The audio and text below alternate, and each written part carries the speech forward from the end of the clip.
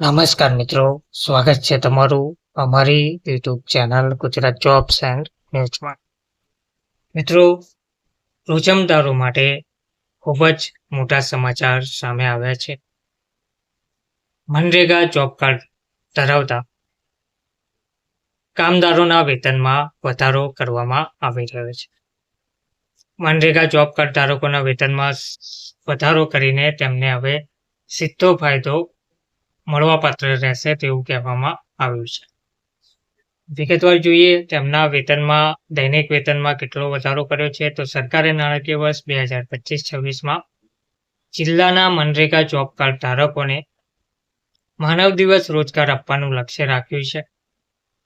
આ સાથે વેતનમાં પણ વધારો કરવામાં આવ્યો છે.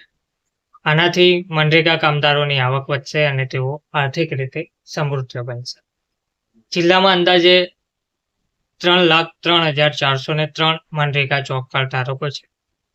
તેમાં અંદાજે 1,84,827 સક્રિય જોબ કાર્ડ ધારકો છે.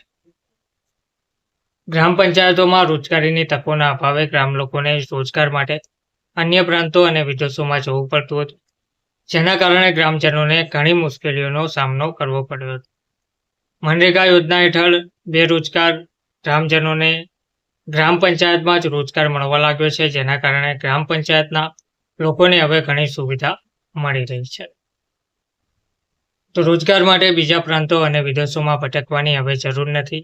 નાણાકીય વર્ષ 2025-26માં જિલ્લાની 645 ગ્રામ પંચાયતોમાં લગભગ 26,67,627 માનવ દિવસ રોજગારનું સર્જન થયું છે. ગયા નાણાકીય વર્ષમાં 35,39,868 માનવ દિવસ રોજગારનું સર્જન થયું હતું. આ નાણાકીય વર્ષમાં પાછલા નાણાકીય વર્ષની સરખામણીમાં 8,72,241 માનવ દિવસ રોજગાર ઓછા સર્જાયા છે. પગારમાં 15 રૂપિયાનો વધારો કરવામાં આવ્યો છે, એટલે કે દૈનિક વેતનમાં 15 રૂપિયાનો વધારો કરવામાં આવ્યો છે. નાણાકીય વર્ષ 2024-25માં 237 રૂપિયાનું વેતન ચૂકવવામાં આવતું હતું.